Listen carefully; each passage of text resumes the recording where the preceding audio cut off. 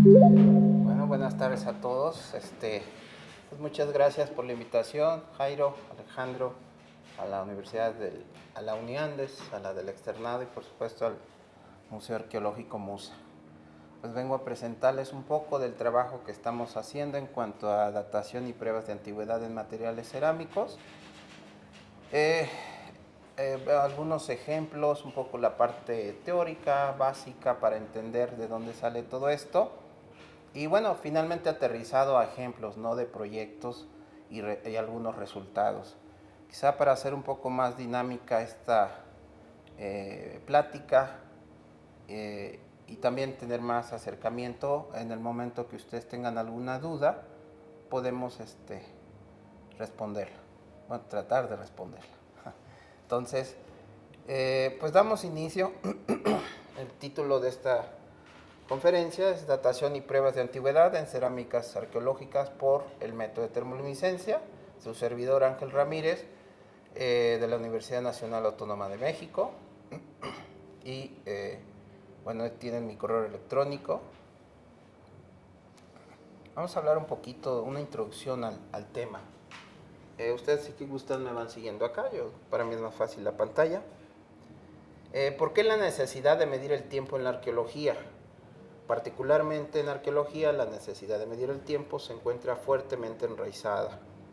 La historia usualmente la interpretamos como fenómenos lineales o como una sucesión continua de eventos. Al estudiar entonces el pasado, siempre se intenta otorgarle un orden lógico a los datos arqueológicos y a los procesos observados. Asignamos de facto secuencias lineales y continuas. La ordenación temporal de la evidencia arqueológica está fundamentada tradicionalmente en los datos proporcionados por las características de los contextos arqueológicos y por el valor cronológico otorgado a los hallazgos. En las últimas décadas se han añadido a estas fuentes informativas una larga serie de métodos de datación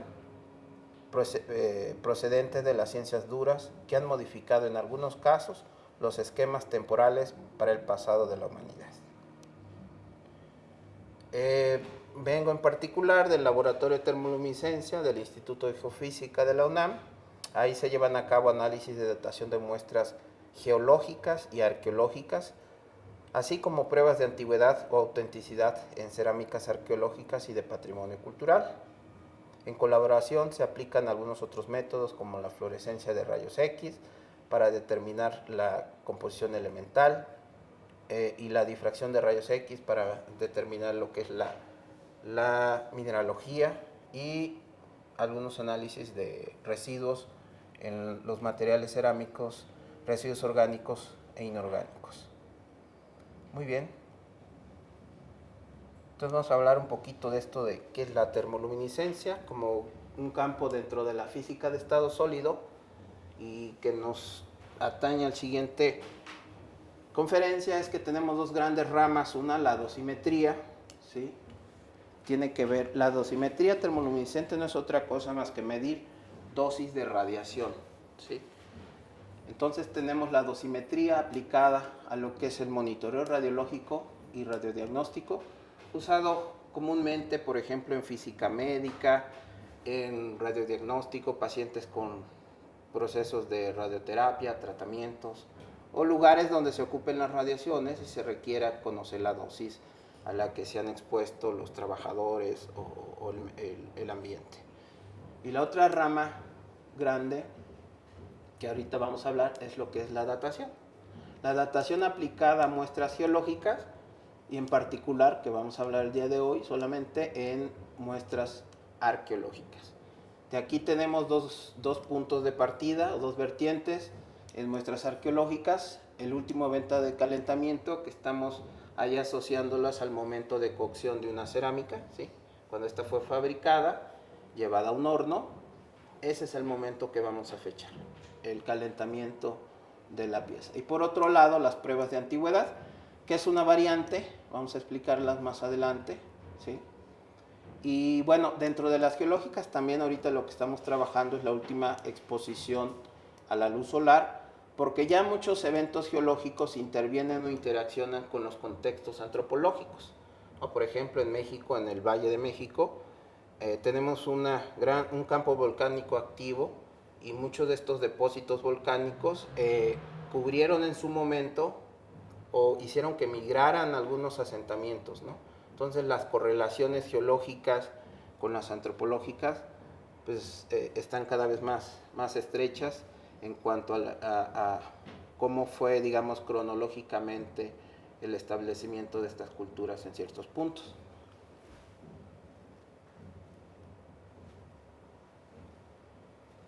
Vamos a hablar del concepto de arqueometría. ¿Qué es la arqueometría, así a grandes rasgos?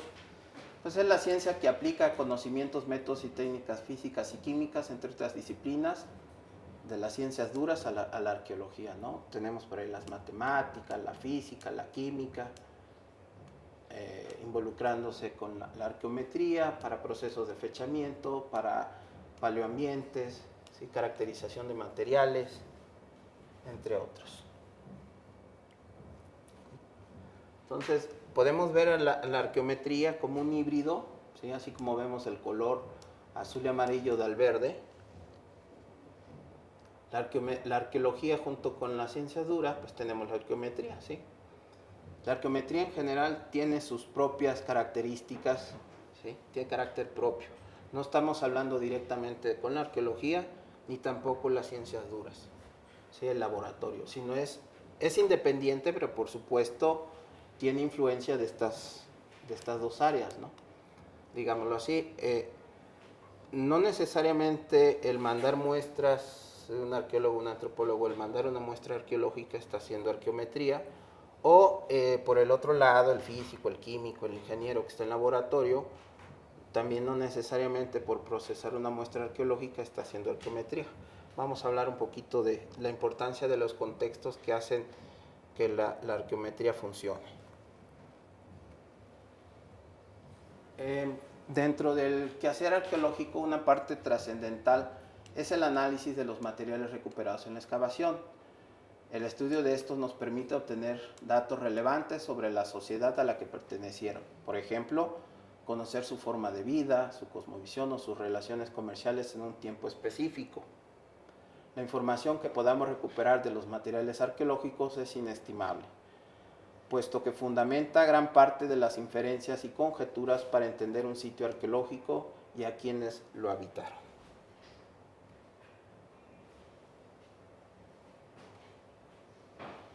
Uno de los materiales culturales más abundantes en un contexto arqueológico es la cerámica, y eso es lo que voy a enfocar mi plática hacia los materiales cerámicos básicamente. Su estudio nos puede brindar una gran cantidad de información y con ello realizar inferencias de la cultura que lo fabricó en aspectos como comercio, eventos sociopolíticos, rituales, tecnología alfarera, etc. Es muy interesante la cantidad de información que podemos extraer de una cerámica. Por ello, es muy importante conocer su edad y caracterización.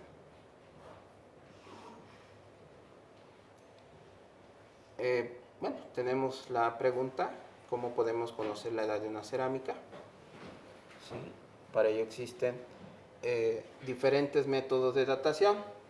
Algunos aplican, por ejemplo, como el arqueomagnetismo, la propia termoluminiscencia, pero si estamos hablando de materiales cerámicos, uno de los métodos tradicionales y muy conocidos es el radiocarbono, ¿sí? Aunque ahí hacemos la correlación del material orgánico fechado por el radiocarbono y el material cultural que está alrededor de, digamos, de esta muestra de radiocarbono. No estamos directamente fechando, por ejemplo, con radiocarbono un material cerámico, un material lítico, etcétera, ¿no? Sino estamos fechando el material orgánico que está ahí, digamos, en el mismo contexto, pero no necesariamente los objetos que están a su alrededor, sino es una forma de correlacionar, una forma de fechamiento relativo. Tenemos entonces los métodos de datación relativa y datación absoluta. ¿Cuál es la diferencia? Bueno, que la datación relativa se basa en el principio geológico de la estratigrafía, que considera en situaciones normales que los niveles o estratos que están por debajo son más antiguos que los que están por encima, ¿no? Este es el típico diagrama, digamos, geológico de estratigrafía, donde lo más antiguo está, digamos, más hacia abajo y lo más superficial es más nuevo. Entonces, la datación relativa da origen a cronologías relativas. Y vamos a hablar un poquito de esa elaboración de una datación relativa.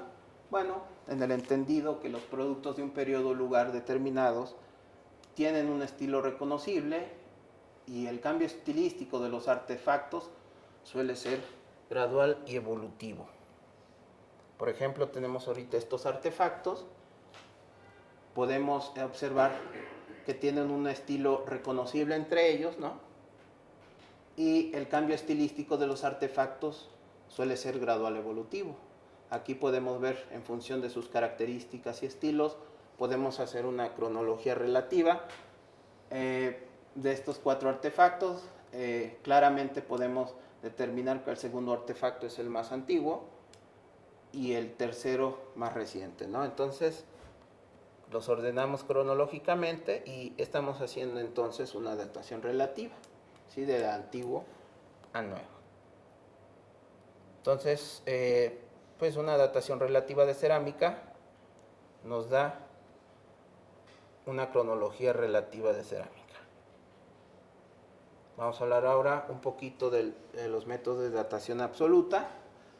Es la edad estimada en años en objetos, artefactos o individuos que por sus propiedades o características emplean métodos y técnicas físicas, químicas, biológicas, etcétera, que miden dichas propiedades o características para determinar su edad. Por ejemplo, tenemos los métodos basados en las proporciones de isótopos, ¿sí? Son métodos radiométricos, isotópicos de relaciones, por ejemplo, padres-hijos, uranio, neodimio, estroncio, samario, argón-argón, potasio, etcétera, para determinar, digamos, edades geológicas, ¿no? Cuando por ahí hemos escuchado, ¿no? Pues que esta roca tiene 10 millones de años, pues generalmente son fechados por estos métodos radiométricos, ¿sí? El otro, también muy conocido, como les decía, es el carbón, que el carbón es la relación carbono 12, carbono 14, que solamente, bueno, el carbono 14 se produce por la interacción de los rayos cósmicos con átomos de la atmósfera, ¿sí? Y a partir de ahí podemos medir, esta interacción de los rayos cósmicos convierte en ciertos átomos de la atmósfera en carbono 14, que está interactuando con los seres vivos, ¿no? Nosotros respiramos el aire, las plantas, todos los animales tenemos ahorita una concentración determinada de radiocarbono y es a partir de esa concentración que podemos fechar por este método.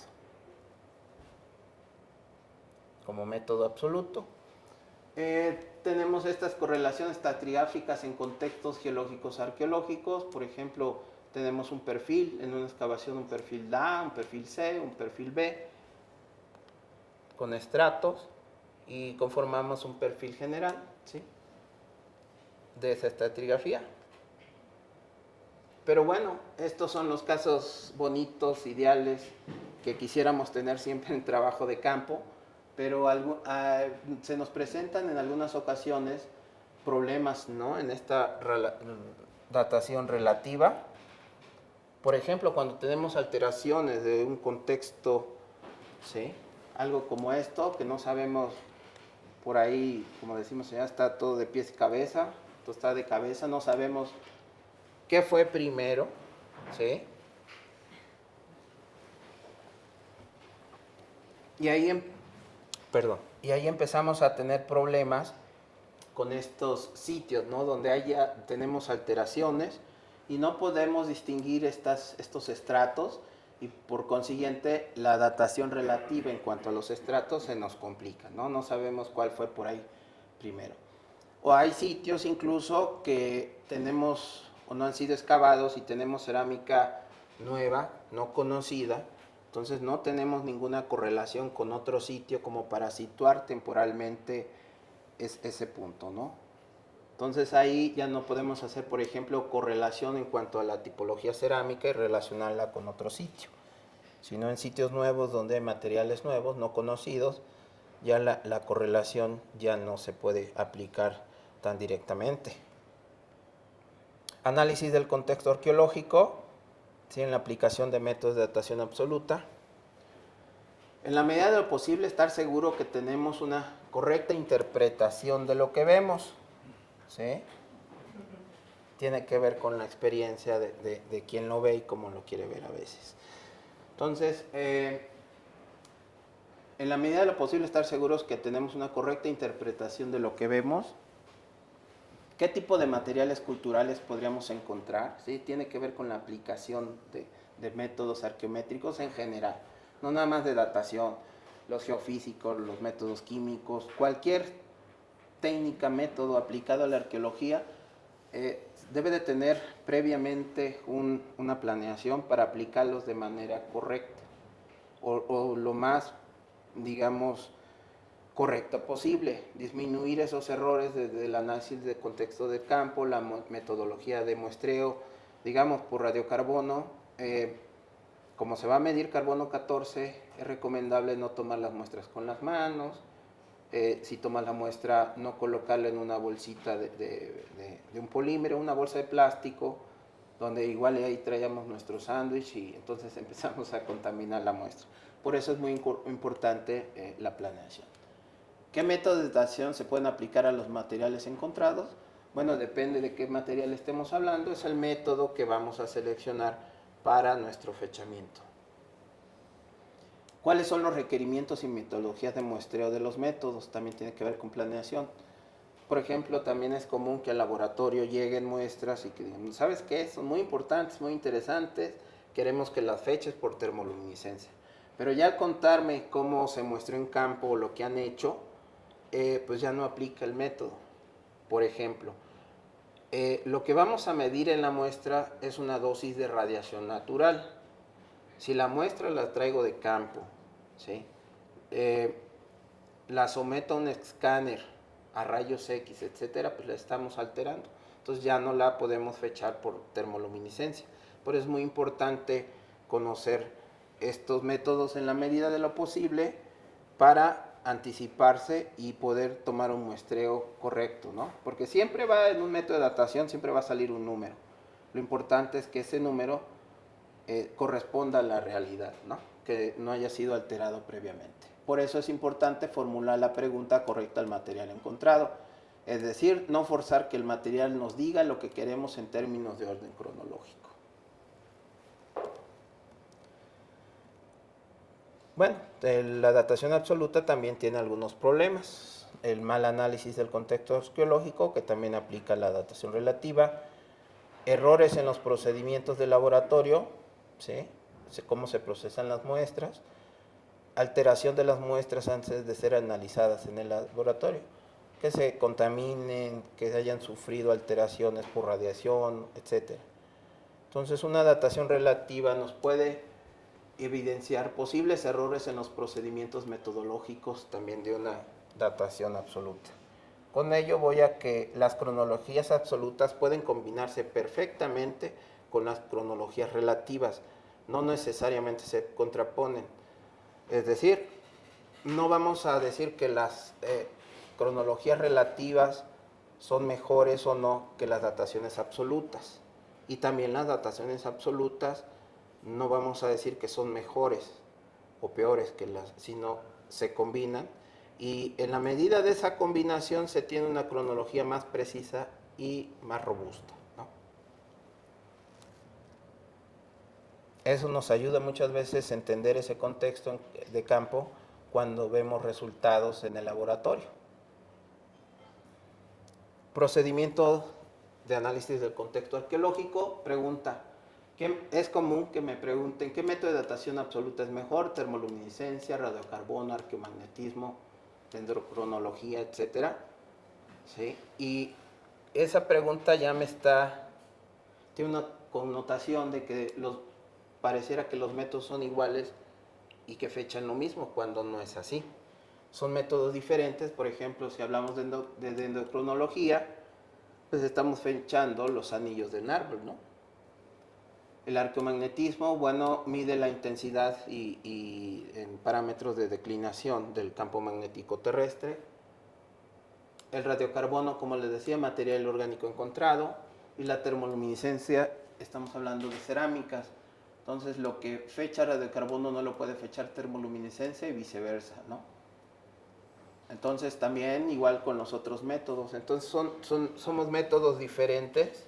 Lo ideal es abordar un contexto, un fechamiento o establecer una cronología usando la mayor cantidad de métodos posibles, porque cada uno va a fechar un material determinado del contexto. Entonces los métodos fechan diferentes materiales culturales y las edades también no necesariamente deben de ser las mismas, no porque los encontramos en el mismo sitio significan, o en el mismo estrato, significan que tienen la temporalidad. Por ejemplo, si hablamos del sur-sureste de México, podemos encontrar estratos de 1 metro, 2 metros, ¿sí? Donde hay cerámica,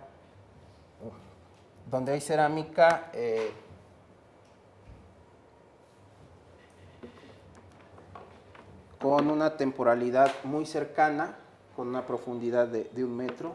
Si alguien me puede apoyar, por favor.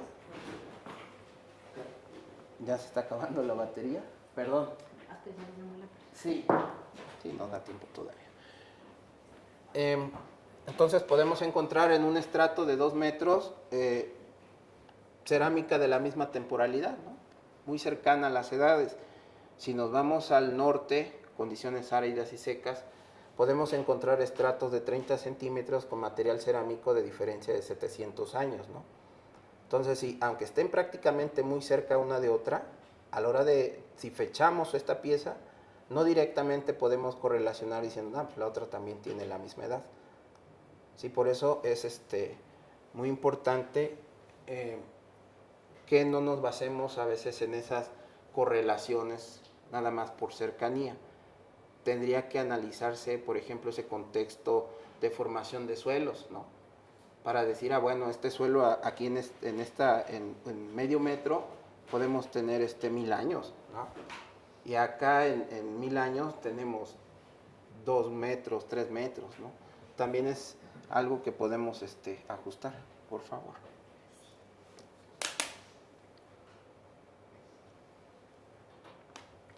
¿Algo más o con suficiente?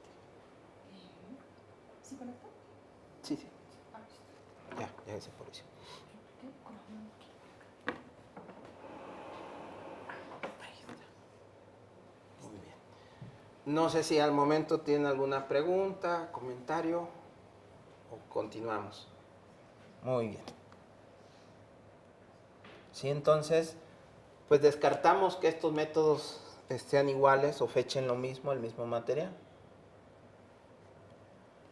Entonces, lo que primero tenemos que pensar cuando vamos a fechar un material cultural es, ¿qué le quieres preguntar al material cultural, no? Hay que formular correctamente la pregunta y qué método de datación es aplicable al material que vayamos a analizar. Por eso es muy importante la colaboración, no nada más en el envío y recepción de muestras, sino en entender ese contexto, por ejemplo, arqueológico. Yo muchas veces no entiendo el número que estoy obteniendo en mi laboratorio, pero una vez que entro, digamos, en pláticas o analizamos más a fondo el contexto arqueológico con el arqueólogo, el ceramista, el antropólogo, pues entendemos y describimos mejor esa cronología a partir de esos fechamientos, ¿sí? Algunos factores que de campo intervienen en el fechamiento, más adelante les pondré algún ejemplo. Y por supuesto también que el arqueólogo, el antropólogo tenga un poco de conocimiento de qué se trata el método, cuándo funciona, cuándo no funciona, y no recibir como dogma de fe el dato y tomarlo como tal, porque posiblemente pueda haber por ahí algún error de procesamiento metodológico, y bueno, tomar como bueno ese dato cuando no necesariamente lo es. Vamos a hablar ahora qué involucra este método, algo muy, muy básico, Pero ¿de dónde nace este fenómeno de la termoluminiscencia? Lo primero es que la radiactividad, y la radiactividad en una definición muy pequeña, es la emisión de partículas o energía proveniente de los átomos inestables. ¿Qué es un átomo inestable? Es aquel que por su diferencia entre el número de protones y neutrones del núcleo tiene una repulsión de cargas, causando que su núcleo se desintegre. Cuando el átomo tiene una diferencia de cargas en sus nucleones, no está en equilibrio, digamos que le estorban por ahí neutrones, protones o electrones, lo que hace es desprenderse de ello. Eso que se desprende es la radiación como la conocemos. Empieza a emitir hasta que el átomo llega a un estado estable, tranquilo, y ya va a dejar de emitir, ¿no? Eso es lo que conocemos como radiación. ¿Sí? Bueno, aquí nada más una representación de un átomo de cesio-137, que su núcleo tendría que tener 110, tiene 137, por ahí le estorban parte de, tiene de más algunos nucleones, y lo que va a hacer, pues va a expulsarlos en forma de radiación. ¿Qué tipo de radiaciones nos interesa y cómo las podemos clasificar? Las que son energía, o sea, no tienen masa, como los rayos gamma, calor, la luz que estamos recibiendo ahorita, el microondas, por ejemplo, los de en casa. Y los que son partículas, como las alfas, betas o neutrones. Los que producen ionización y los que no producen ionización o no ionizante. Nos vamos a centrar en las radiaciones ionizantes. Esas radiaciones que al interaccionar con algún objeto o materia provocan una ionización de cargas, entonces sobre estas es las que vamos a hablar, que son las que influyen, digamos, e interaccionan por ahí con los minerales presentes en las arcillas de nuestros materiales. En la naturaleza tenemos los radioisótopos más abundantes, que son estos, uranio, torio y potasio. Existen en la naturaleza alrededor de 70 radioisótopos naturales. Nos vamos a enfocar estos que son los más abundantes y con vidas medias de muchos miles de millones de años, ¿no? Estos, a su vez, estos radioisótopos tienen un proceso de decaimiento, como les decía, como sus átomos no son estables, pues van a emitir radiación, pasan a otros elementos que a su vez van también emitiendo radiaciones, ¿sí? Y esto es lo que se conoce como una serie de decaimiento. Entonces, estos son los que nos van a importar para el fechamiento, y estas son sus procesos de decaimiento. Las edades muy grandes que nos sirven. ¿De qué nos sirven estas edades? Cuando vamos a fechar, por ejemplo, cuestiones como edades de la Tierra, de algunas rocas que tenemos miles de millones de años o millones, utilizamos métodos isotópicos. Ahora vamos a hablar de fechamientos arqueológicos de apenas unos miles. Entonces, estos elementos los podríamos considerar como estables o como una fuente de radiación continua y constante para los periodos, digamos, antropológicos, ¿no? Esto lo vamos a aprovechar en fechamiento.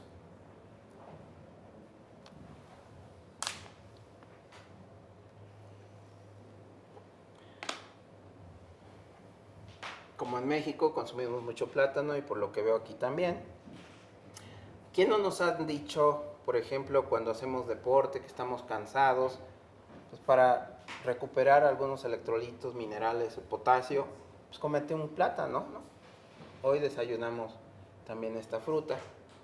Entonces es muy común.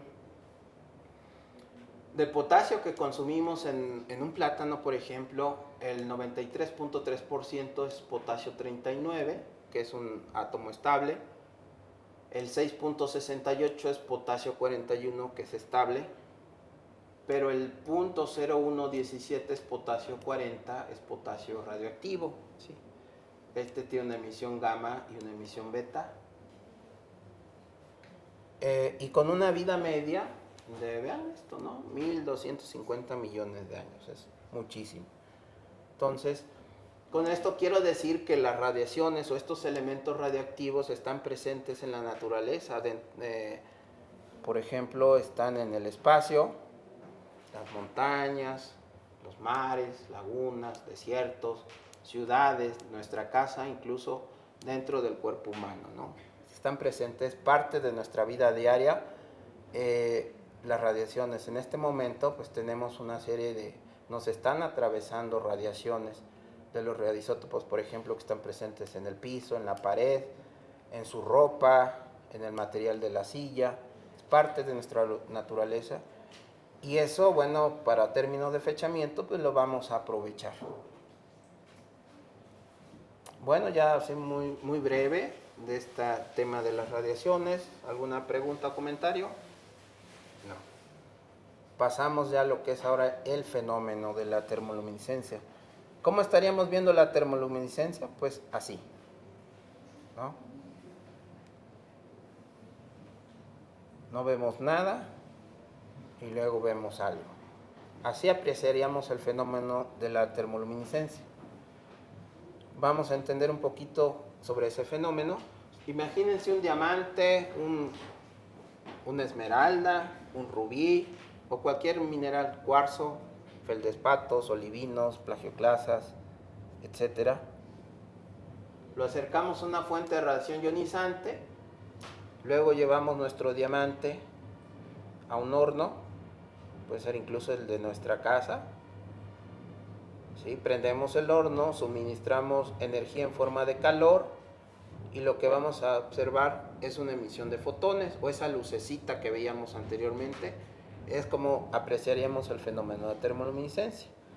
Y nuevamente una definición muy pequeña es el fenómeno que exhiben ciertos sólidos al ser irradiados con radiación ionizante y posteriormente sometidos a calentamiento por debajo de su temperatura de incandescencia, observándose una emisión de fotones.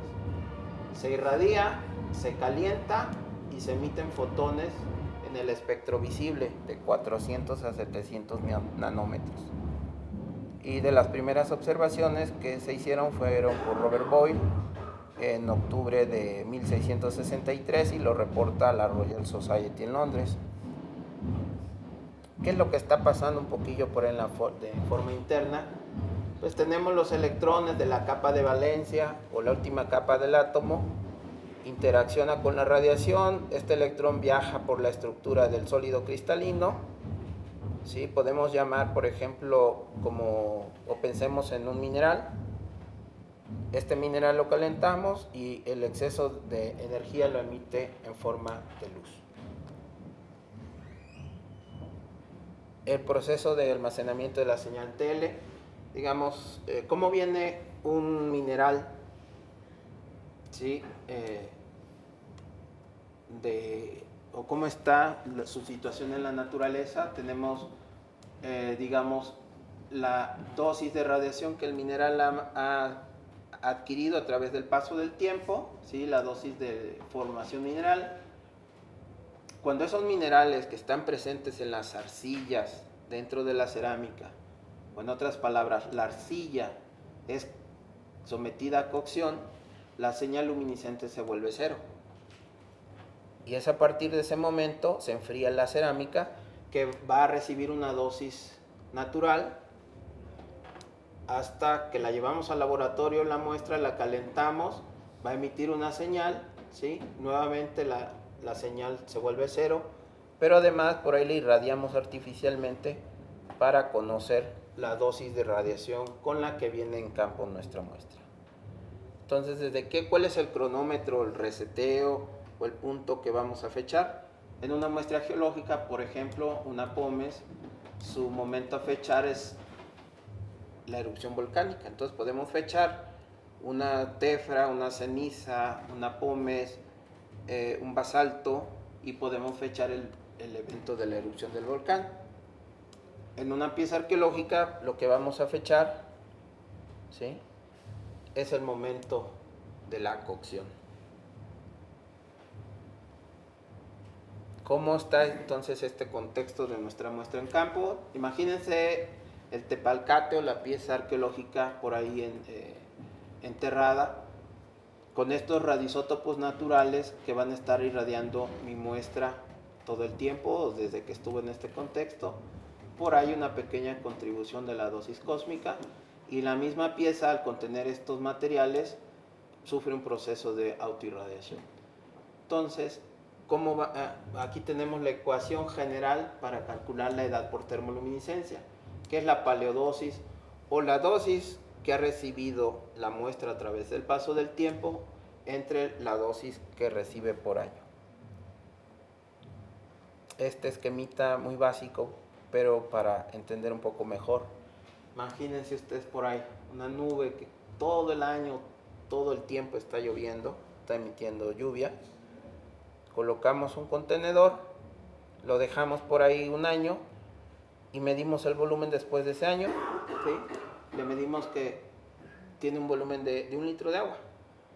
Por ahí hay otro contenedor, no sabemos cuánto tiempo ha estado expuesto, pero le medimos el volumen a 5 litros. ¿Sí? Entonces formulamos la pregunta: ¿qué tiempo estuvo afuera este vaso contenedor que tiene que ver con la edad? Pues volumen de agua contenido en litros, 5 litros, y volumen que llueve por año, y por acá medimos que en un año ha llovido 1 litro. Si nuestra pieza tiene 5 litros contenidos y llueve 1 litro por año, ¿qué edad tendría la pieza? Pregunta. 5 años. Muy bien, pues ya sabemos todos fechar por tele. Entonces la ecuación está dada: 5 años entre 1 litro por año, son 5 años. La analogía es que la nube son los radioisótopos naturales, la lluvia es la radiación, y el contenedor es nuestra pieza arqueológica, ¿no? Esa es, digamos, la analogía. Ya la ecuación por termoluminiscencia, entonces está dada la dosis acumulada, llamada paleodosis, entre la dosis que recibe por año, o tasa de dosis anual. Este es el espectro termoluminiscente en 3 dimensiones. Conforme vamos calentando nuestra muestra, empieza a emitir la señal a diferentes longitudes de onda. Y para términos de fechamiento, por ahí colocamos un filtro que pasamos de este espectro a este, para facilitar su fechamiento. Este es el proceso, por ahí, de análisis espectral, la ecuación las ecuaciones que se utilizan para calcular esas dosis, etcétera. La parte que se hace en el laboratorio, y que sustituyéndolo en la ecuación, pues obtenemos la edad de una pieza. Eso es lo que es el fenómeno de la termoluminiscencia y los aspectos que involucran. No sé si tengan ahora una pregunta. En términos de temperatura, cuando hablas de la temperatura de cocción, es la que se mide realmente, o sea, el tiempo de la cocción. Ajá. ¿Qué temperatura debe alcanzar para que se produzcan esos cambios? Y si además un calentamiento posterior de la pieza, por ejemplo, en su uso, una pieza que se usa en un fogón, altera eso, o también hay cambios en ese proceso, por ejemplo, de la cocción. O sea, ¿cuáles son esos rangos de temperatura que se ven ahí? Ok, estaremos hablando primero de la parte de la cocción de la cerámica. Obviamente depende del horno, las condiciones óxido-reducción, condiciones cerradas, condiciones abiertas. Tiene que ver, por ejemplo, con el desarrollo evolutivo tecnológico de la cultura para desarrollar esos hornos. Entonces podemos alcanzar temperaturas generalmente, si estamos hablando de cerámica, por arriba de los 500 grados centígrados, ¿sí? Hasta las cerámicas que ya conocemos como porcelanas, por ahí de los 1300 grados centígrados. Por ejemplo, los chinos, por eso tienen su cerámica muy fina, porque alcanzaron a desarrollar hornos con esas temperaturas. Aquí en América no tenemos esas temperaturas, tenemos temperaturas más bajas, pero aún así por arriba de los 500 grados centígrados. El fenómeno se mide más o menos entre 200 y 400 grados centígrados. Tenemos la emisión de esta señal. Por tanto, la mayoría del no la mayoría, sino casi estaría asegurando que la cocción, ¿sí?, del material cerámico alcanzaría para borrar esa señal luminiscente, ¿sí? Por un lado. Digamos que prácticamente todas las cerámicas son borradas la señal luminiscente, ¿sí?, en el proceso de cocción, por un lado. Por el otro, calentamientos posteriores. Si estamos hablando de material cerámico de uso doméstico, estudios que me han comentado colegas, es la vida útil de ese material doméstico, ¿no?, que lo utilizamos, por ejemplo, para cocinar alimentos, para servir alimentos, que están sometidos a fuego.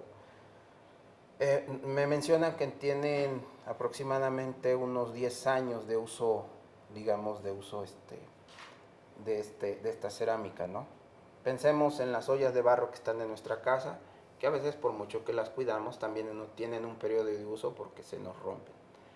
Entonces estamos hablando, quizás si quieres llevarlo hasta 15 años, ¿sí?, de uso doméstico de un material cerámico, es un rango de edad que cae dentro de la desviación estándar al fechar la muestra. Es decir, imaginemos una cerámica de 1000 años, ¿sí?, con un más o menos 10%, estaríamos hablando del 900 al 1100.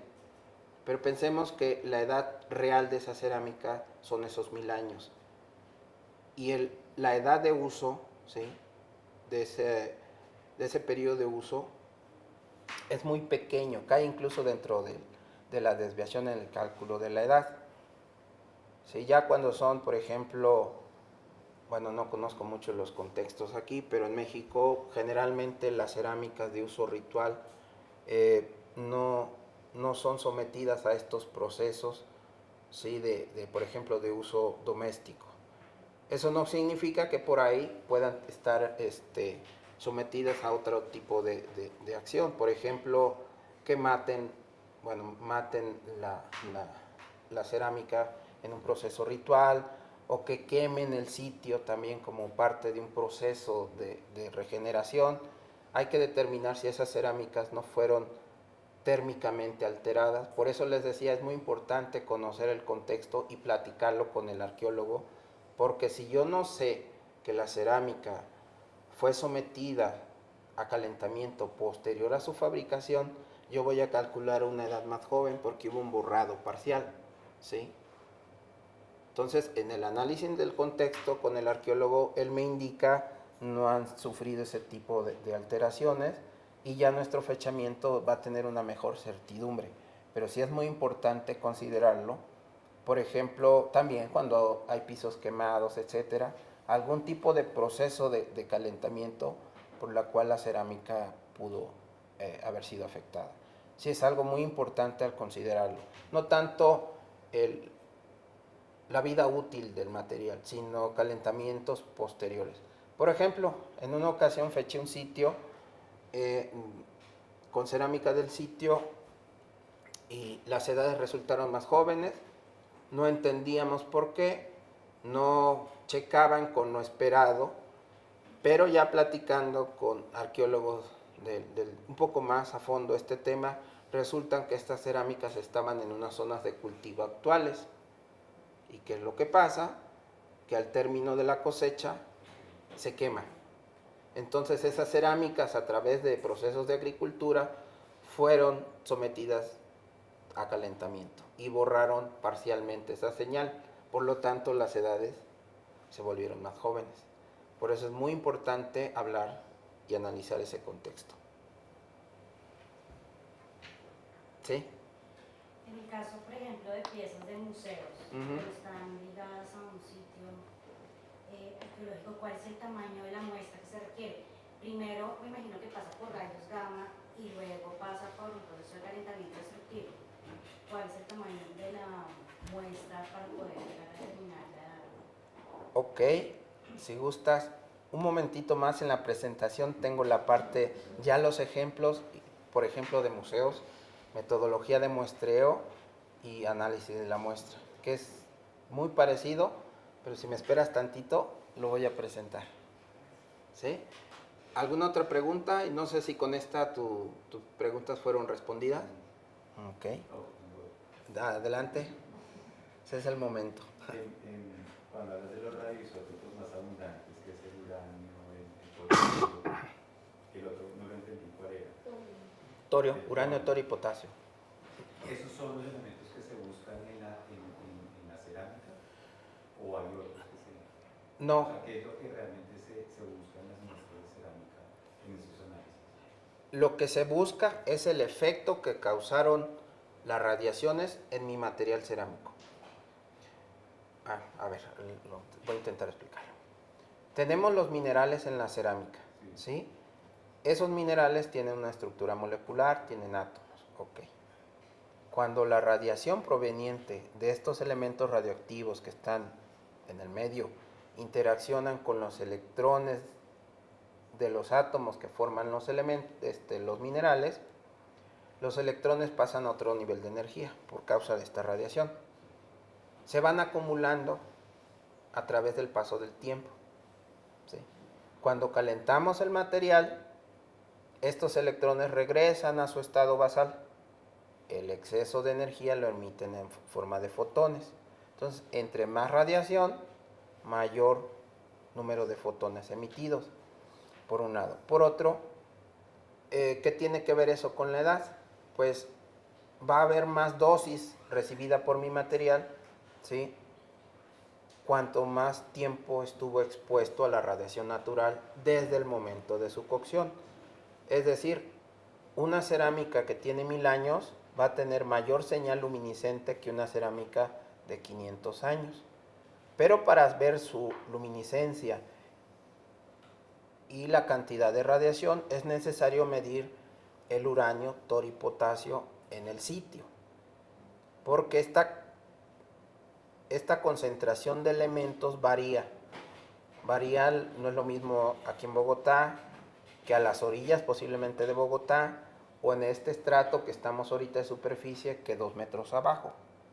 Por eso es importante medir estos elementos in situ, en cada lugar, porque entre más elementos, más concentración, más dosis de radiación le llega a mi muestra. ¿Sí? Entonces, es un proceso de trabajo en laboratorio, pero también in situ se tienen que medir estos elementos por varios métodos.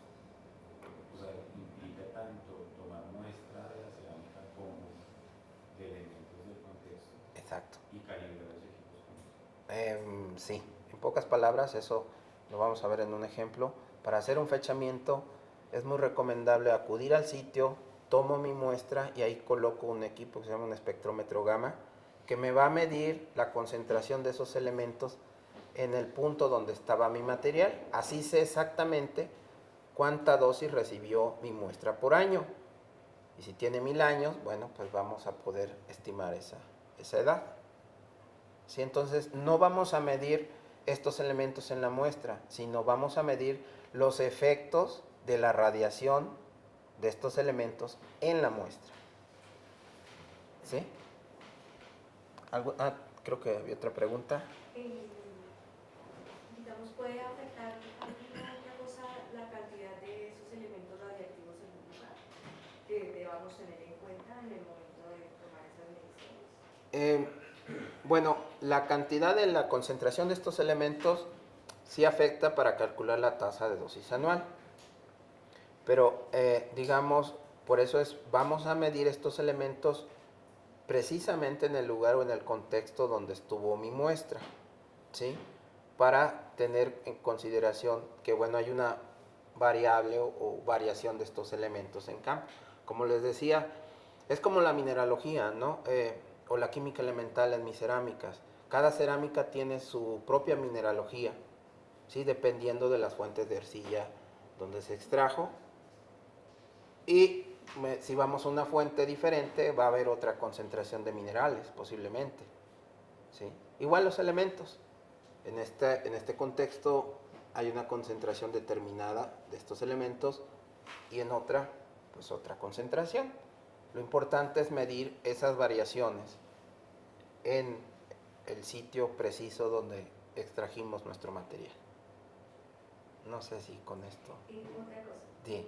En dado caso que suceda algo como lo que usted describe, tener una cerámica antigua pero que estuvo en un sitio donde hay quemas actuales, Ajá. ¿cómo hago yo para saber que esa fecha es Sí. incorrecta? Bueno, de hecho lo que siempre es bueno sentarse a platicar antes de la excavación, ¿sí? O bueno, está ya la excavación y a veces me dicen, ¿sabes qué? Vamos a mostrar este perfil, aquí ya tenemos un pozo de sondeo, tenemos estratos, está muy interesante, pero de alguna forma hay o un contexto no muy claro, que haya remoción, haya incluso los materiales se hayan ocupado en otro momento, etcétera, es un contexto alterado también por alguna quema, etcétera. Mejor nos movemos quizá unos metros a un pozo de excavación donde las condiciones estén mejor.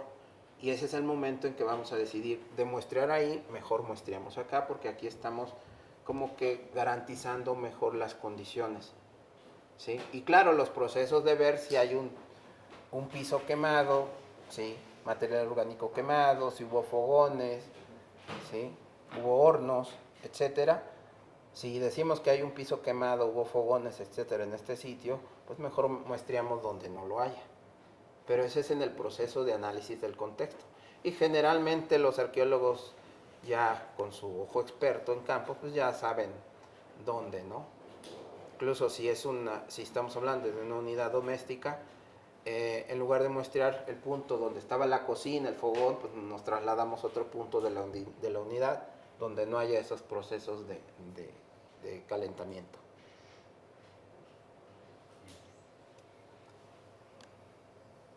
Bueno, entonces ya vamos a entrar más al tema de la termoluminiscencia en la arqueología, con algunos ejemplos. Entonces hablamos ya de lo que era arqueometría y lo que es datación, pero en particular vamos a hablar ya de datación cerámica por termoluminiscencia. ¿Qué información podemos obtener de la cerámica? Pues mucha, ¿no? Basado en esto, en el laboratorio hemos no solo trabajado con métodos de datación, sino hemos ido incorporando otras técnicas y métodos para conformar como un kit de análisis de materiales cerámicos que le proporcionen mayor información a quienes la estudian, ¿sí? Y no nada más en términos cronológicos, sino de su caracterización sobre uso, función, procedencia, etcétera. ¿Qué información podemos entonces obtener de la cerámica? Por ejemplo, su edad absoluta, su fechamiento, su datación, que tiene que ver con inferir, por ejemplo, cronologías del sitio, periodos de ocupación, etcétera, todo lo que sabemos, la importancia de fechar una muestra. La composición mineralógica, que tiene que ver con estudios de procedencia, por ejemplo, si la cerámica fue fabricada con materiales locales o con materiales externos, ¿no? O la combinación, por ejemplo, en Teotihuacán, Estado de México, en México, hay una parte de la ciudad que se conoce como el barrio oaxaqueño. Al analizar mineralógicamente la cerámica de ese barrio oaxaqueño, podemos ver cerámica de, digamos, figuras oaxaqueñas, ¿sí? Con mineralogía de Oaxaca, pero también con mineralogía del sitio. Y podemos ver estas diferencias en las cerámicas, ¿no? De estudios de procedencia y discernir su origen. También, al analizar la cerámica, los procesos, por ejemplo, de degradación de los minerales que se encuentran en las arcillas, se puede inferir aspectos sobre las condiciones del horno que la fabricó, las temperaturas que se utilizaron para fabricar ese material cerámico, ¿sí? Al alcanzar ciertas temperaturas, algunos minerales cambian y se transforman. Al transformarme podemos establecer más o menos las temperaturas de esos hornos, que tienen que ver con la tecnología para desarrollar la alfarería en una cierta cultura. ¿Sí? Por ejemplo, si hablamos la maya en México, tiene una cerámica muy fina, lo que nos dice también que tienen hornos muy bien establecidos para alcanzar ciertas temperaturas, que incluso le agregaron desgrasantes al material cerámico para cambiar sus propiedades plásticas y físicas, para tener una cerámica fina, de cierta dureza, que en combinación con la temperatura podemos obtener una cerámica muy fina. Las pizarras, no me acuerdo ahorita el nombre de las pizarras, perdón, pero son tipologías cerámicas de la zona maya. Entonces, al estudiar mineralógicamente y microscópicamente la cerámica, podemos hacer todo ese tipo de inferencias, ¿no? También incluso los sedimentos y la mineralogía nos dice las condiciones, incluso hasta climáticas, ¿no? Al final de cuentas, la arcilla con la que se fabrican es un depósito que tiene o nos indica paleoambientes, ¿sí? O biomasas o condiciones que prevalecieron cuando se formó esa arcilla. O sea, es una fuente de información muy valiosa, una cerámica, ¿no? No nada más en términos arqueológicos y antropológicos, sino también en otros aspectos de investigación.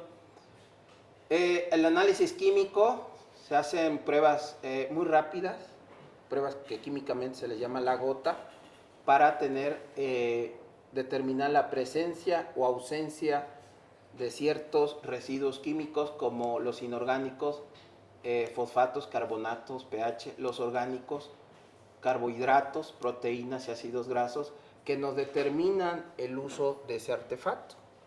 Por ejemplo, si es un material que no tiene residuos proteicos o ácidos grasos, si esta pieza, entonces podemos inferir que no se utilizó para cuestiones domésticas, por ejemplo, cocinar alimentos o servir alimentos. De ahí podemos incluso determinar si la pieza fue calentada o no, como nos decías con tu pregunta. Si tiene un alto contenido de carbonatos, pues es un indicador que la pieza fue utilizada como reservorio, por ejemplo, de agua. ¿Sí? Los carbonatos son muy presentes en piezas que sirvieron como contenedores de agua. Entonces, al hacer unos análisis muy rápidos y prácticos, podemos también inferir sobre uso y función del material cerámico encontrado, además de la edad, por supuesto, y otras características. También hacemos lo que es las características tipológicas de la cerámica, ¿no? Diámetros, formas, ángulos, la dureza, la coloración, y elaboramos por ahí una ficha como su acta de nacimiento. Todo iniciamos en el trabajo de campo. Previo a esa plática con el arqueólogo sobre las condiciones de campo, el análisis del contexto, buscar por ahí el mejor punto de muestreo. Ya una vez determinado todo eso, iniciamos con el trabajo de campo, a la obtención de los materiales, material cerámico, y la espectrometría gamma, ¿no? Por ejemplo, este es un entierro, un individuo mayor, un individuo menor, niño, y había material cerámico encontrado en ahí tomamos la cerámica y colocamos nuestro espectrómetro, que va a medir esos elementos radioactivos presentes en este punto en particular. Si nos trasladamos a otro sitio, pues aquí está el material cerámico encontrado en este perfil, donde tomamos la muestra, colocamos nuestro equipo, y así. Después de este espectrómetro, pues en el laboratorio determinamos la concentración de estos elementos. Con eso inicia, digamos, el proceso de datación por termoluminiscencia. Aquí es un ejemplo del fechamiento de cerámica del sitio de Copilco, ¿sí? Datación por termoluminiscencia, química de residuos y mineralogía. El sitio de Copilco está ahí dentro de la Ciudad de México, un sitio que fue cubierto en algún momento por el basalto que el volcán Xitle, muy cercano en la zona sur de la ciudad, hizo erupción. Entonces cubrió con el basalto, con la lava, muchos asentamientos, y entre uno de ellos el sitio de Copilco, ¿sí? Entonces, bueno, es un ejemplo de las condiciones, por ejemplo, volcánicas. El campo volcánico Chichinautzin influenció sobre la migración de las culturas en el sur del Valle de México, o el lago de Texcoco en su momento, ¿no? Este es un sitio, se caracterizaron los perfiles, ¿sí?, los estratos, y donde se encontraba el material cerámico se colocó el espectrómetro. Aquí vemos, por ejemplo, una cerámica en el perfil insertada. Tomamos la cerámica y colocamos nuestro equipo, ¿sí? Aquí están algunos tipos cerámicos encontrados, ¿sí?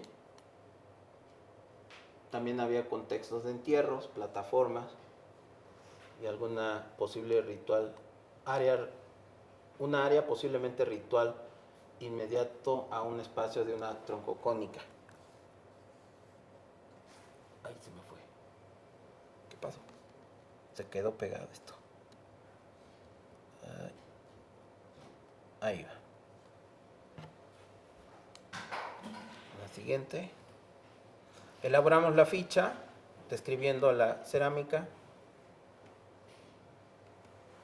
Describimos el material cerámico, por supuesto, con ayuda de los arqueólogos del sitio, como ellos tienen sus inferencias sobre o su clasificación cerámica, el dibujo clásico, la coloración, fotografía de la pieza, un poco fotografía más cercana sobre describir las arcillas o las pastas, algunas pruebas de dureza, etcétera, fotografía 3D.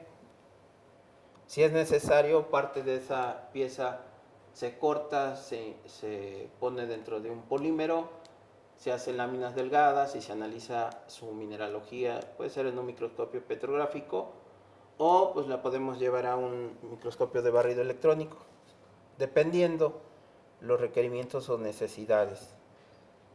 Esos son aspectos del laboratorio, los equipos que tenemos.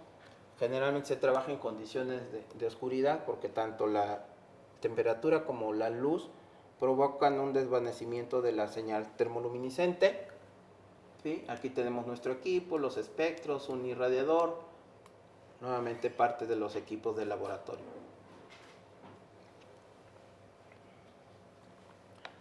Finalmente, ¿qué les interesa a los arqueólogos del sitio? Las edades, ¿no?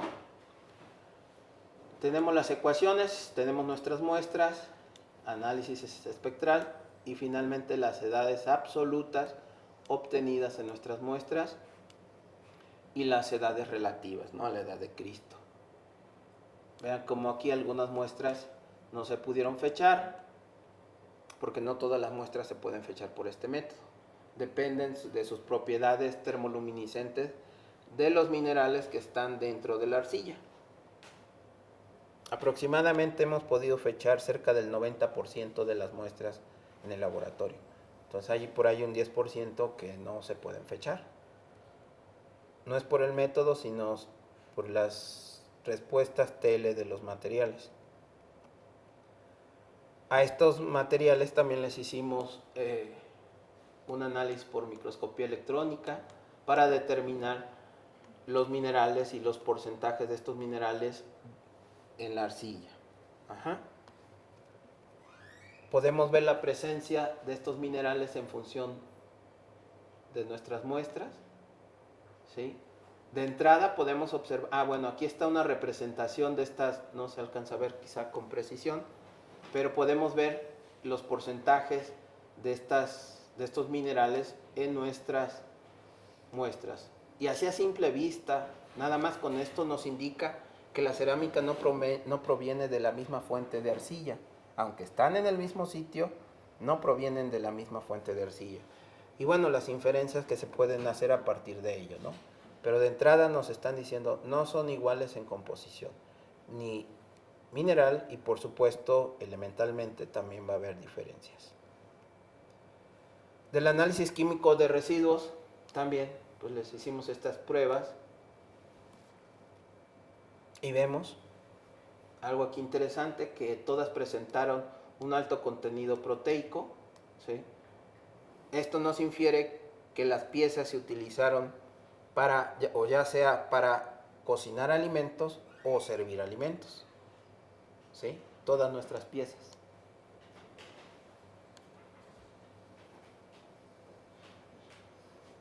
Bueno, ese fue un ejemplo de un fechamiento. Este es otro ejemplo de datación cerámica de un sitio de la zona Zoque en México, una zona al sureste. ¿Sí?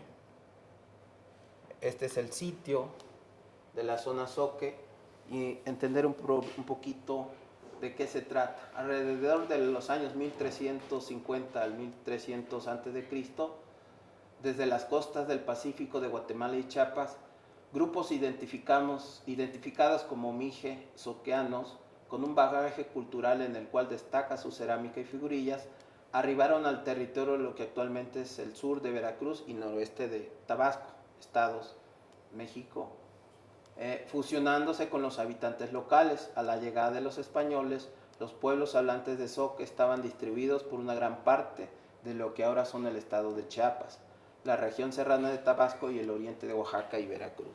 Es un contexto del sitio.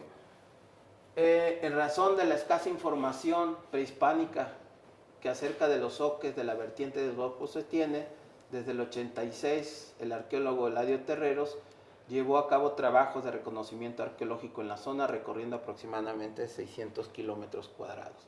En forma particular, trabajó en los municipios de Tacotalpa y Teapa, en Tabasco. Cronología de la cerámica zoque, pues sí tiene una idea más o menos de las temporalidades en el clásico, tardío y temprano. ¿Sí? Aquí están los periodos.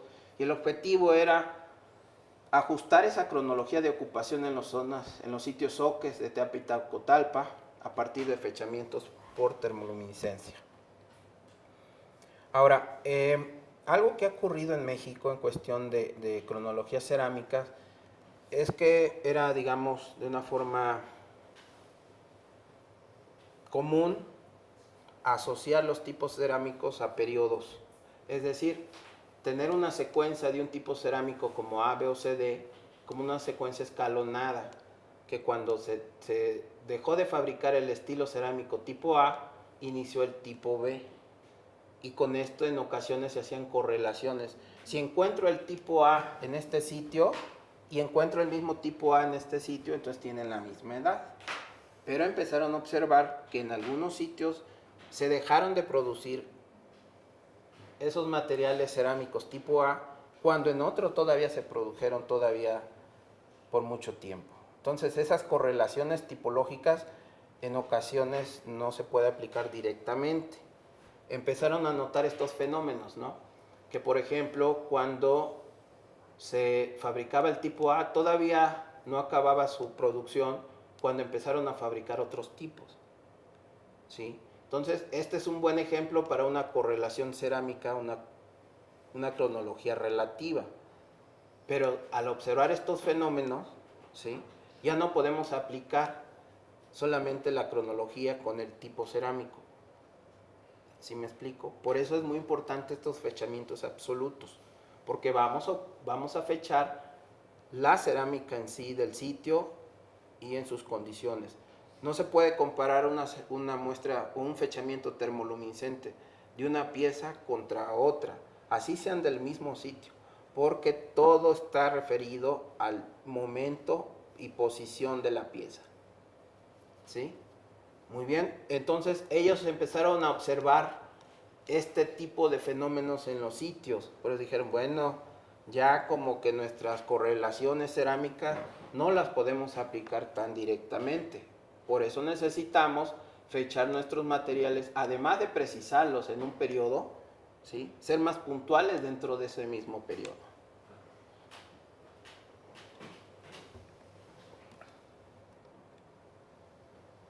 Las excavaciones, lo que les decía, en México podemos encontrar, todavía de aquí hacia abajo son como 2 metros. Entonces podemos encontrar sitios con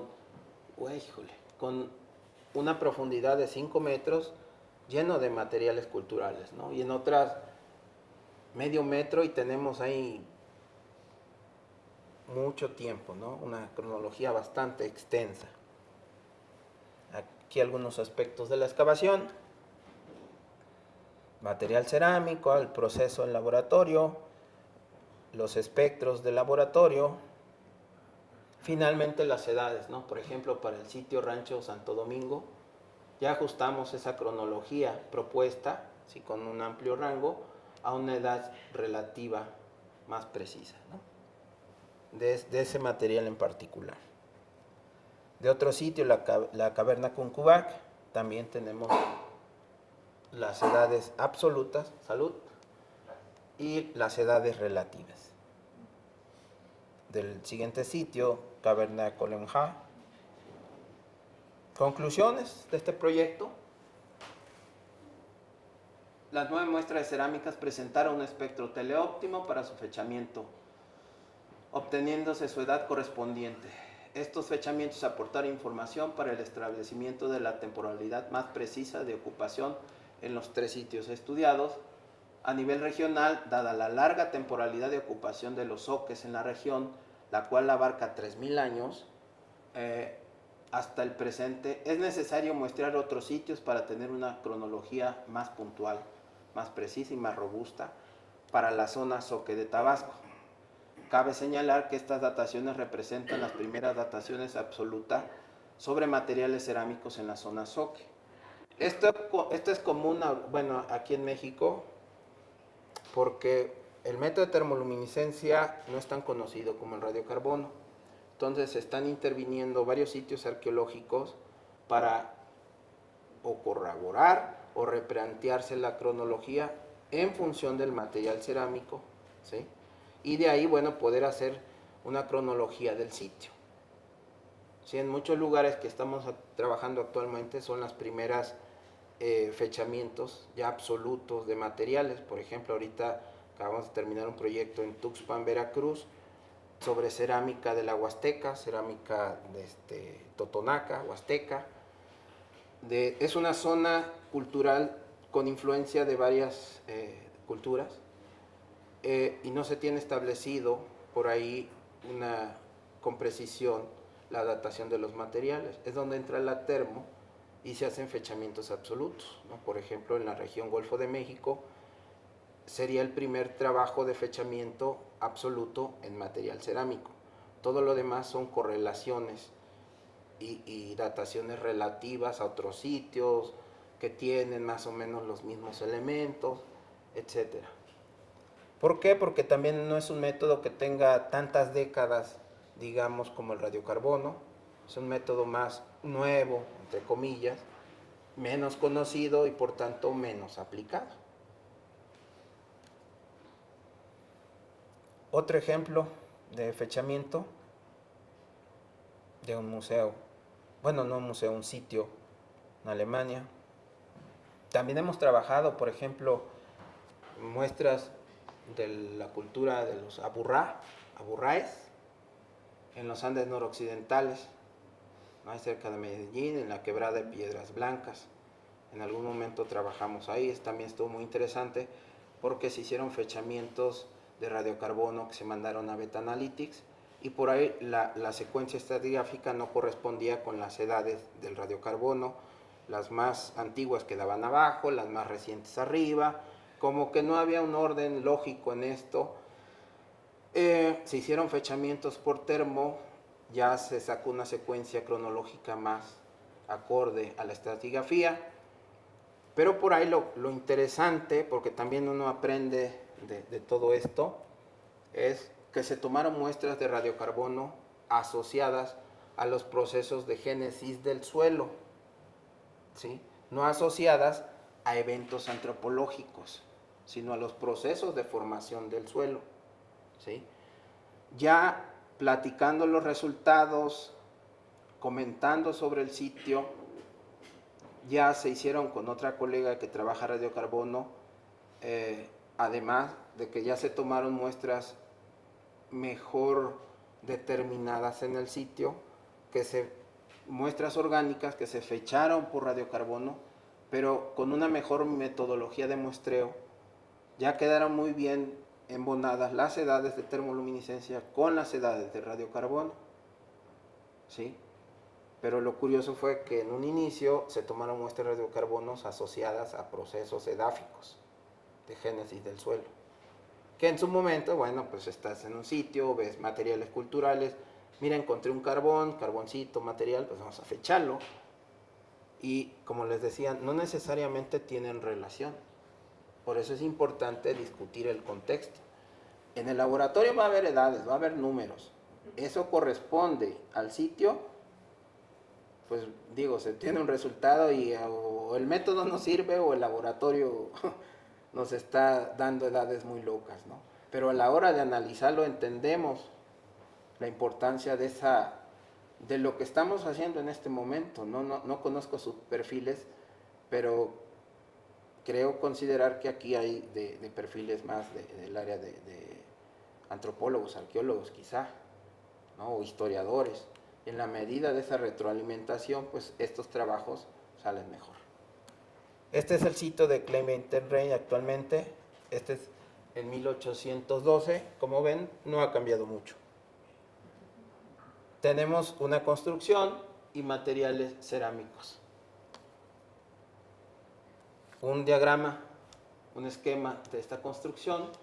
Aquí lo interesante es, bueno, se encontraron material cerámico y también algunos hornos. Se tomaron muestras de hornos y muestras cerámicas, paredes de hornos, los espectros termoluminiscentes. Aquí es interesante que una muestra emitió mucha señal TL y unas muy baja, pero no importa, porque no estamos estudiando las propiedades luminiscentes, estamos estudiando, vamos a analizar las edades. Al final de cuentas, vean cómo se ajustan las edades de estas cerámicas, ¿no? Con estos, bueno, aquí las edades obtenidas. Los archivos históricos de la región señalan el periodo aproximado entre 1474 y 1780, en el cual se pudo haber desarrollado la alfarería en Klein-Bettenrein. Vean, esto ya pues no tiene mucho, digamos, entre comillas, ¿no? Son edades ya 1800, ¿no? Tenemos un fragmento con esta temporalidad inscrita, 1687. Vean las edades obtenidas, caen dentro de lo esperado para esa región. Otro sitio, del sitio arqueológico Cerro del Teule en Zacatecas. Aquí encontramos un horno, ¿sí? Un horno. Analizamos los recubrimientos del horno en el entendido. ¿Qué vamos a fechar en este horno? El último evento de calentamiento o cuándo se utilizó ese horno por última vez. Ya no estamos hablando precisamente de material cerámico, sino de otros materiales de construcción. También es lo que estamos trabajando, materiales de construcción. Tenemos entonces el horno, el evento a determinar o el fechamiento del último uso del horno. También encontramos por ahí un fogón ritual a la mitad de una de las plazas principales. Como mantenían ese fogón prendido todo el tiempo, las arcillas o el suelo se había calentado lo suficiente y tenía una dureza, una coloración, etcétera, como una propia cerámica. Igual, lo que vamos a fechar es cuando ese fogón estuvo prendido por última vez, ¿sí? Y aquí están las edades. Las edades del horno, de los recubrimientos, hasta nos pareció muy interesante que salieron muy, muy cercanas. Lo que esperaríamos finalmente, ¿no? Pues se sometieron al último evento de calentamiento al mismo tiempo. Y lo interesante también es que pudimos fechar el fogón. El sitio Cerro del Teule tuvo diferentes periodos de ocupación y fue destruido con la llegada de los españoles al sitio, ¿no? Una batalla entre los cascanes y los españoles. Este evento corresponde aproximadamente con la edad calculada en el fogón. O sea, llegaron los españoles, hubo la batalla y se dejó de habitar el sitio del cerro. Entonces ya también fechamos hornos y fogones. Vamos a entrar ya a la parte de peritaje, que tiene que ver con museos, colecciones privadas y ese tipo de cosas. No sé si tengan una pregunta. ¿Cuáles son las condiciones óptimas para hacer la espectrometría de radiograma, pues en el lugar donde se hace la cerámica? No hay condiciones. Al final de cuentas, una cerámica en el sitio pasó por periodos de sequía, de humedad, etcétera. Y es lo que vamos a medir precisamente, las condiciones in situ o las condiciones naturales a la que la muestra está sometida en el campo. ¿Sí? Es lo que vamos a medir. No hay mejor modelo. Bueno, a ver, en el laboratorio tenemos nuestras ecuaciones y factores de corrección y estamos haciendo con una ecuación modelando la naturaleza. Lo ideal, en este caso, para medir el uranio, torio o la espectrometría gamma, es ir al sitio y medirlo directamente y no desde nuestro laboratorio calcular y determinar las condiciones de campo. Lo ideal es mejor ir al campo, porque además,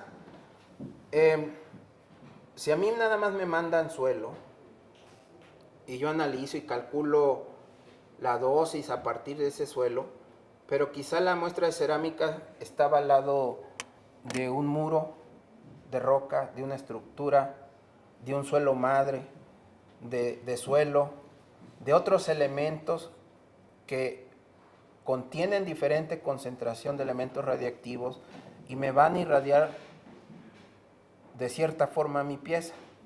Si yo nada más tomo suelo y analizo los elementos, a partir de esto hago mi cálculo, pero no estoy considerando las condiciones naturales. Puede haber una variación en la dosis y por tanto todo impacta en la edad. La edad me puede salir o más antigua o más reciente.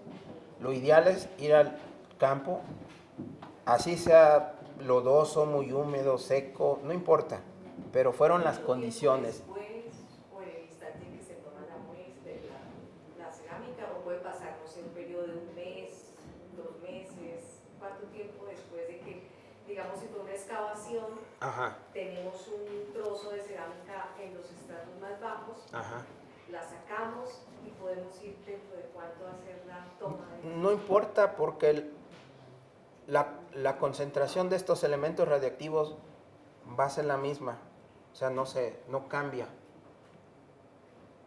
Les decía que la concentración varía en función del decaimiento y estamos hablando miles de millones de años. Por eso lo establecemos como condiciones constantes. A menos, por supuesto, que actualmente se quiera, no sé, pasa una carretera y se movió el material, entonces sí va a afectar. Lo ideal es, al momento de la excavación, se toma la muestra y medimos, aprovechamos. Cuando no se puede realizar así, pues sí tomamos el suelo, pero generalmente platicamos, y más ahorita con estos medios, videoconferencias, de ver el sitio, las fotos, etcétera, porque pues a veces por cuestiones de logística, de presupuesto o de tiempo, no puede uno trasladarse al sitio, ¿no? Allá en México tenemos proyectos de rescate y salvamento, de que el gobierno va a hacer aquí una autopista, un nuevo edificio, empiezan a escarbar y ¡pum!, encuentran materiales culturales. Y tienen 3 semanas para hacer todo, rescatar o todo lo que tengan que hacer, porque aquí ya le van a echar concreto, ¿no? Entonces no hay tiempo de ir a hacer eso. Se trata de tomar el suelo o hacer entender el contexto para tratar de hacer el fechamiento. Es decir, ya cuando los arqueólogos con los que trabajo se enfrentan a nuevos sitios o nuevos contextos, ya conocen la metodología y los procedimientos, y eso es más fácil a que lo hagamos por primera vez, porque a veces han llegado con la muestra muy interesante, pero ya el sitio está alterado, ya está cubierto, ya no se puede ir, etcétera, etcétera, y ya no vamos a poder hacer el fechamiento en el campo. ¿Sí? Es lo que vamos a medir. No hay mejor modelo. Bueno, a ver, en el laboratorio tenemos nuestras ecuaciones y factores de corrección y estamos haciendo con una ecuación modelando la naturaleza. Lo ideal, en este caso, para medir el uranio, torio o la espectrometría gamma, es ir al sitio y medirlo directamente y no desde nuestro laboratorio calcular y determinar las condiciones de campo. Lo ideal es mejor ir al campo, porque además, si a mí nada más me mandan suelo y yo analizo y calculo la dosis a partir de ese suelo, pero quizá la muestra de cerámica estaba al lado de un muro de roca, de una estructura, de un suelo madre, de suelo, de otros elementos que contienen diferente concentración de elementos radiactivos y me van a irradiar de cierta forma mi pieza. Si yo nada más tomo suelo y analizo los elementos, a partir de esto hago mi cálculo, pero no estoy considerando las condiciones naturales. Puede haber una variación en la dosis y por tanto todo impacta en la edad. La edad me puede salir o más antigua o más reciente. Lo ideal es ir al campo, así sea lodoso, muy húmedo, seco, no importa, pero fueron las condiciones. Después, o en el instante en que se toma la muestra, la cerámica, o puede pasar, no sé, un periodo de un mes, 2 meses, ¿cuánto tiempo después de que, digamos, si fue una excavación, Ajá, tenemos un trozo de cerámica en los estratos más bajos, ajá. la sacamos y podemos ir dentro de cuánto hacer la toma de... No importa porque la concentración de estos elementos radiactivos va a ser la misma, o sea, no cambia. Les decía que la concentración varía en función del decaimiento y estamos hablando miles de millones de años. Por eso lo establecemos como condiciones constantes.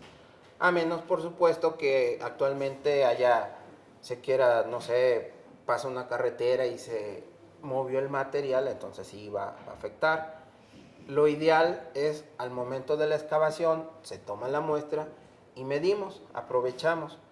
Cuando no se puede realizar así, pues sí tomamos el suelo, pero generalmente platicamos, y más ahorita con estos medios, videoconferencias, de ver el sitio, las fotos, etcétera, porque pues a veces por cuestiones de logística, de presupuesto o de tiempo, no puede uno trasladarse al sitio, ¿no?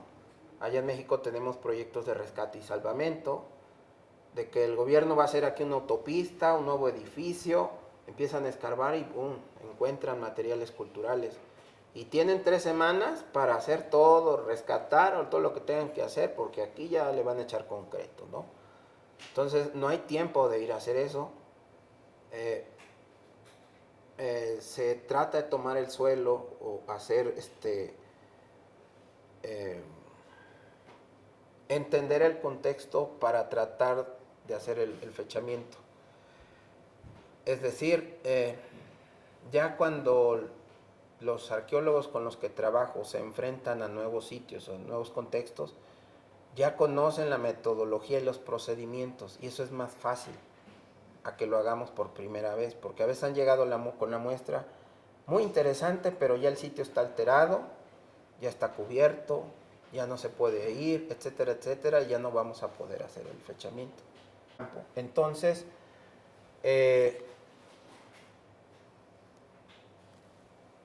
no vamos a hacer un fechamiento, lo que vamos a hacer es una prueba de antigüedad. Solamente podemos evaluar la dosis en función de los elementos de mi pieza. Entonces no vamos a hacer una datación. Las pruebas de antigüedad no son una datación, solamente proporcionan una edad aproximada con una alta incertidumbre, pero suficiente para definir la pieza, si la pieza es o no de reciente fabricación. Eso llámese, por ejemplo, en piezas como museos, colecciones privadas, no se tiene el dato de campo, pero sí podemos estimar una dosis y una posibilidad de la edad. Expertos como arqueólogos y ceramistas en ocasiones emiten juicios inexactos o errados sobre la antigüedad o autenticidad de piezas arqueológicas, dado los cada vez más sofisticados procesos de fabricación, donde las técnicas de manufacturas antiguas son recreadas, las piezas son envejecidas artificialmente, en ocasiones la iconografía o motivos pueden ser modificados, incluso inventados, creando así incertidumbre a quienes estudian e interpretan desde un punto de vista académico este tipo de piezas. Algunos aspectos a considerar que propician las falsificaciones es el gusto del ser humano por coleccionar objetos o piezas de arte, ¿sí? La demanda de los objetos y piezas por parte de los coleccionistas privados y públicos, el valor económico que adquieren estos objetos o piezas dependiendo de su origen e importancia, y el creciente número de artistas y especialistas capaces de crear réplicas muy similares a las piezas originales. De ahí nos surge la pregunta si nuestra pieza, digamos, de nuestra colección privada o en un museo es antigua o no. El análisis de peritaje normal tiene que ver con, por supuesto, la observación, la catalogación, la mineralogía. A veces será muy común que para determinar si una pieza era auténtica o no, se estudiaba la mineralogía, y si la mineralogía correspondía con la mineralogía de origen de la región de la pieza, decían, bueno, era auténtica. Pero ya los falsificadores se van a las fuentes de arcilla tradicionales, que ya incluso están a veces hasta reportadas en artículos académicos, y fabrican las piezas con la arcilla de la región, ¿sí? En México, bueno, aquí nada más lo que quiero decir, que las falsificaciones en México fueron desarrolladas, o este fenómeno ocurrió en estos años, ¿no? Ya hay reportes de falsificaciones desde 1866, ¿no? Algunos personajes como Vauban, que era el anticuario según el emperador Maximiliano, pues empezó a reportar, por ejemplo, durante la guerra con los Estados Unidos, al regreso de los norteamericanos, se llevaron muchas piezas, ¿no? Auténticas y también falsas. Los europeos, la intervención francesa también vino a México y de regreso se llevaron piezas auténticas y falsas. Entonces es todo un fenómeno. Bueno, aquí nada más quiero decir que dependiendo, estamos hablando de peritaje, quién sea el observador de la pieza, va a tener certidumbre ese diagnóstico, ese peritaje. Un ejemplo muy básico es la percepción, por ejemplo, de las mujeres a los hombres en cuanto a colores. Las mujeres tienen una mejor sensibilidad a los colores que los hombres, ¿no? Por eso les pedimos paciencia cuando nos dicen, pásame la blusa color esmeralda, colores de que los hombres no sabemos qué color es ese. Para todo tenemos un cuadro más básico de colores, pero es importante a la hora de hacer peritaje, ¿no? Si lo hace un hombre o una mujer, la mujer va a distinguir más los colores que el hombre. Este es el caso de un falsificador mexicano, fue aprehendido por vender piezas, fue encarcelado. Él decía, no, esas yo las fabriqué. Los peritos en su momento dijeron, no, esas son auténticas. Algunas de sus piezas fueron a parar al Museo Metropolitano de Arte de Nueva York, por ejemplo. Brígido, ya en la cárcel, pidió arcillas, fabricó piezas, el perito dijo, son auténticas, y él fue liberado. Toda su experiencia la aprovechó el Museo de Antropología de Jalapa, porque lo contrató como perito y restaurador, ¿no? Ya está jubilado, pero bueno, es un muy buen ejemplo que nos dice que el ojímetro ya no es suficiente. El fenómeno de la venta de estas piezas en el mercado, pues una pieza mexicana no muy reconocida, de Occidente, Chupícuaro, pero miren los valores que llegan a obtener. Entonces, esto mueve mucho la fabricación de piezas. La diferencia entre datación y prueba de antigüedad, pues básicamente radica en que en la prueba de antigüedad no hay un muestreo o excavación, sino muestreamos la pieza, digamos, en la colección en el museo. ¿Sí? Además de que en fechamiento fechamos muestras más o menos de 4 por 4 centímetros. Para pruebas de antigüedad, autenticidad, digamos en una pieza de museo, ahí trabajamos con 60 miligramos, perforamos la muestra, hacemos 2 orificios de más o menos 5 milímetros de profundidad, unos 60 miligramos, suficientes para hacer la prueba. Una prueba previa a la que hacemos es la técnica de fluorescencia de luz ultravioleta, que la veríamos así: minerales, los exponemos a la oscuridad de una fuente de luz ultravioleta y vemos este fenómeno. Este es utilizado actualmente, por ejemplo, para caracterizar pinturas, documentos antiguos, incluso hasta billetes modernos. Se hicieron pruebas en el laboratorio sobre minerales, pero enfocadas, por ejemplo, al peritaje. Tenemos una pieza con luz natural, con luz ultravioleta, y podemos ver alteraciones o restauraciones. Si muestreamos aquí, podemos tener posibles errores al analizar el material. Ahora esto nos dicta qué parte de la pieza vamos a muestrear. ¿Sí? Este es un jarrón griego, luz ultravioleta, no se ve, pero vean cómo hay diferentes pastas, ¿no? No vamos a muestrear estas partes, sino de la parte más homogénea. Apenas se alcanza a ver los hoyitos que se le hicieron. La toma de la muestra varía dependiendo la pieza, las formas en que vamos a muestrear. ¿Sí? Vidrios, por ejemplo, a veces hasta con un rallador. Ejemplos de piezas de una colección Ricard. Podemos determinar si es antigua o no. Vean esta colección, más del 50% salieron falsas. Esto es bueno o malo para un museo, a veces les es atractivo, a veces no tanto. Pero bueno, cada quien, si quieren hacer análisis, pues podemos hacerlos. Una pieza, una urna zapoteca de un cocijo de Oaxaca, México, por un proyecto con el Museo Real de Ontario. Esta es la pieza, se está analizando, se pasó por luz ultravioleta y vean cómo se ve la pieza, diferentes arcillas, le llamamos la urna Frankenstein. Yo tomé muestras de diferentes puntos, se analizaron, vean la señal luminiscente por termo, muy diferente de un espectro a otro, de la misma pieza. Eso nos indica que la pieza tenía diferentes arcillas. Y es un proceso habitual en la falsificación.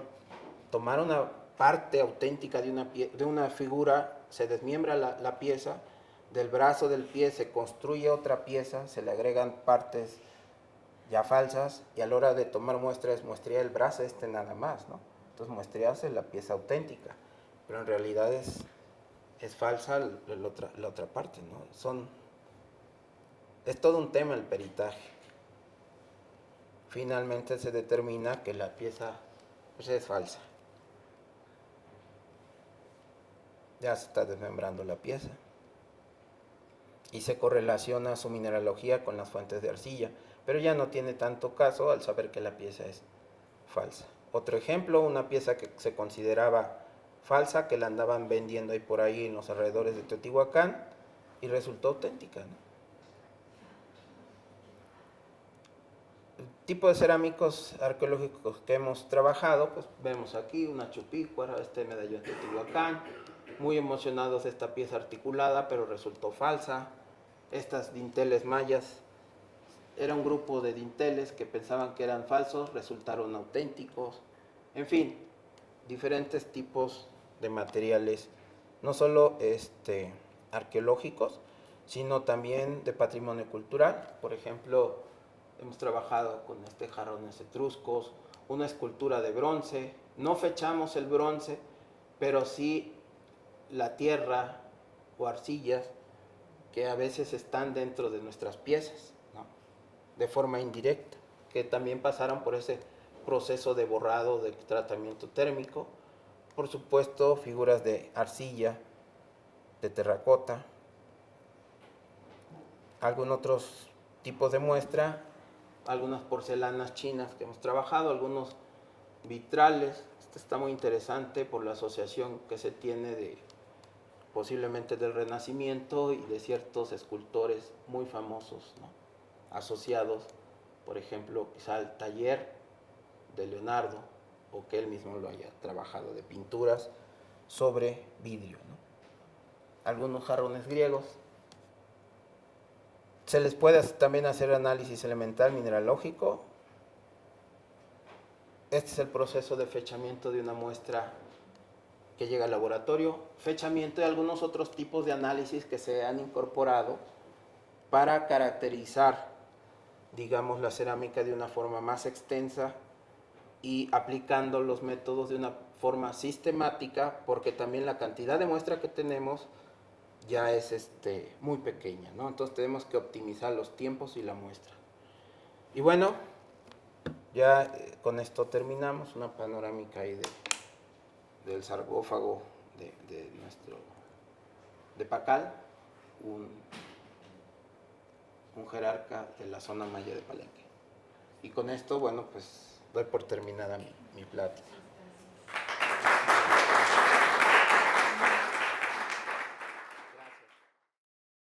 Colombia, potencia de la vida.